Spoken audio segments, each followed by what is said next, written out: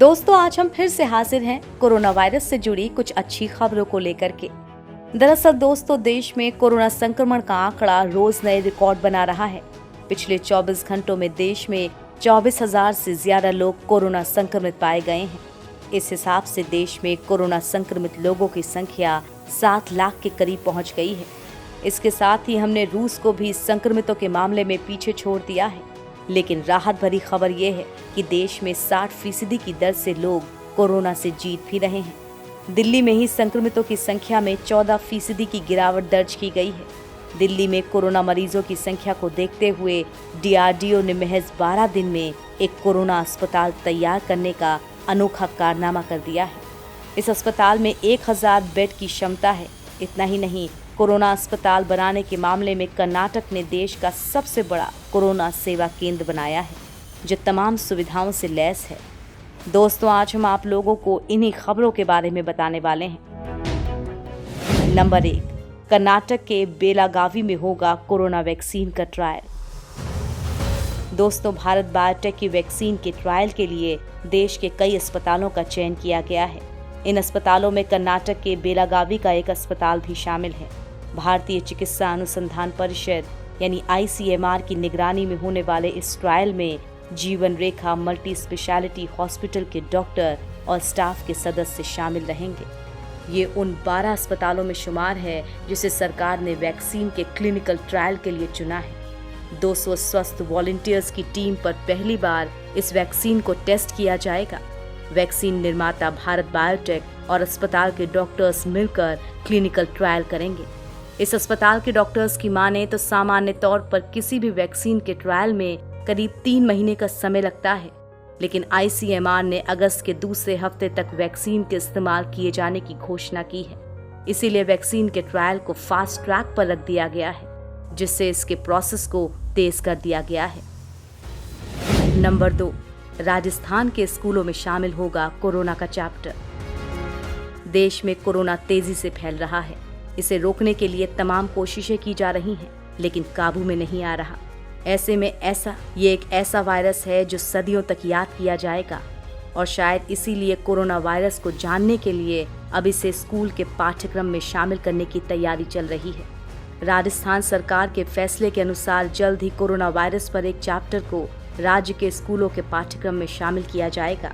राजस्थान के स्वास्थ्य मंत्री की माने तो स्कूलों के पाठ्यक्रम में कोरोना वायरस पर चैप्टर शामिल करने से आने वाली पीढ़ियों को पता चल सकेगा कि समाज ने एकजुट होकर कैसे इस महामारी का सामना किया। छात्रों को पता होना चाहिए कि हम लॉकडाउन के दौरान किस दौर से गुजरे। ये पिछले 100 साल में पहली इस तरह की बड़ी महामारी है, इसीलिए आगामी पीढ़ियों के लिए इसका दस्तावेजीकरण होना चाहिए, ताकि वो इस तरह की चुनौतियों का सामना करने के लिए तैयार रहें। वैसे हम उम्मीद करते हैं कि उन्हें इन हालात का सामना कभी भी ना करना पड़े। नंबर 3, 12 दिन में DRDO ने बनाया 1000 बेड का कोरोना अस्पताल। दिल्ली में कोरोना वायरस के बढ़ते मामलों पर लगाम के लिए केंद्र सरकार की ओर से लगातार जरूरी कदम उठाए जा रहे हैं। संक्रमितों की संख्या बढ़ने से अस्पतालों में बेड की खासी कमी हो रही है। ऐसे समय में DRDO ने दिल्ली में महज 12 दिन में 1000 बेड का कोरोना अस्पताल तैयार करने का कारनामा किया है। DRDO, गृह मंत्रालय, टाटा सन्स इंडस्ट्रीज और कई अन्य संगठनों के सहयोग से इस अस्पताल का निर्माण सिर्फ 12 दिन में कराया गया है। WHO की गाइडलाइंस के साथ यहाँ 250 से अधिक ICU यूनिट्स उपलब्ध कराए गए हैं।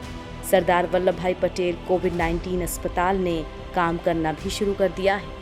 अस्पताल में सभी मेडिकल सुविधाएं मुहैया कराई गई हैं, जिसमें oxygen, PPE kit, ventilator, corona test सुविधा और दूसरे लैब की सुविधा उपलब्ध है। इस अस्पताल में डॉक्टर, नर्सिंग अधिकारी और पैरामेडिकल स्टाफ समेत पहले महीने में 600 सेना के जवानों की टीम तैनात की गई है।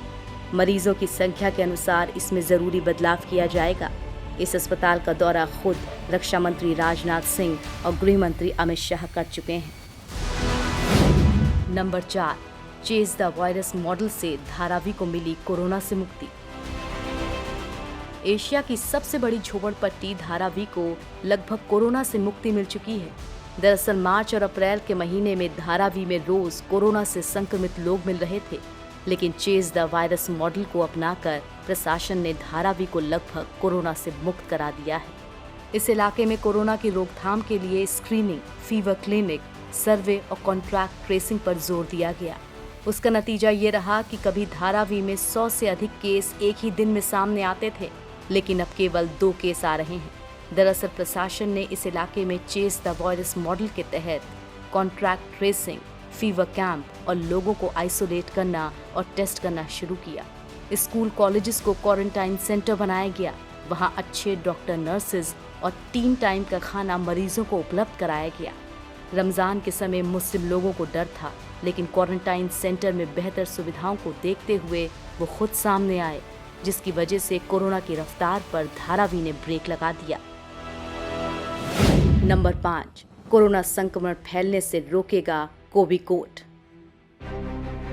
कोरोना वायरस को फैलने से रोकने के लिए अब नैनो टेक्नोलॉजी का सहारा लिया जा रहा है, जिसका नाम है कोविकोट। इसकी एक परत किसी भी सतह पर लगाए जाने से उस जगह पर 100 दिनों तक कोरोना वायरस से बचाव हो सकता है। इसे लैब से मान्यता मिल गई है और इसकी एंटीवायरस नैनो टेक्नोलॉजी का इस्तेमाल राष्ट्रपति भवन में भी किया गया है। दफ्तर हो, लिफ्ट हो, गाड़ी हो, लैपटॉप या मोबाइल फोन, कोविकोट की एक परत इन्हें सुरक्षित बना सकती है। इसे इस्तेमाल करने के लिए इसे पहले स्प्रे किया जाता है और फिर 2 मिनट तक छोड़ने के बाद एक कपड़े से पोंछ दिया जाता है। इतने भर से 0.001 माइक्रोन की एक लेयर तैयार हो जाती है। इस लेयर से 90 दिनों के लिए वायरस और बैक्टीरिया से सुरक्षा मिलती है। कोविकोट का इस्तेमाल जिन जगहों पर किया गया है, वहां कंपनी बाकायदा करार का सर्टिफिकेट भी देती है। कोविकोट तकनीक को भारत सरकार के CSIR से मान्यता मिल चुकी है। इसमें अल्कोहल का इस्तेमाल नहीं होता और अल्ट्रावायलेट रेज से उलट इंसानी त्वचा पर भी इसका दुष्प्रभाव नहीं पड़ता। नंबर 6, बेंगलुरु में बना देश का सबसे बड़ा कोरोना देखभाल केंद्र। कोरोना मरीजों की बढ़ती संख्या को देखते हुए कर्नाटक सरकार ने देश का सबसे बड़ा corona virus care centre Bengaluru में बनाया है। दरअसल सरकार ने बेंगलुरु अंतर्राष्ट्रीय प्रदर्शनी केंद्र परिसर को ही कोविड सेंटर के रूप में तब्दील कर दिया है। इस केंद्र में एक साथ 10,000 कोरोना मरीजों का इलाज संभव है। इस केंद्र में मरीजों की देखभाल के लिए करीब 150 डॉक्टर्स हर समय मौजूद रहेंगे। कुछ बेड पर ऑक्सीजन की भी सुविधा रहेगी।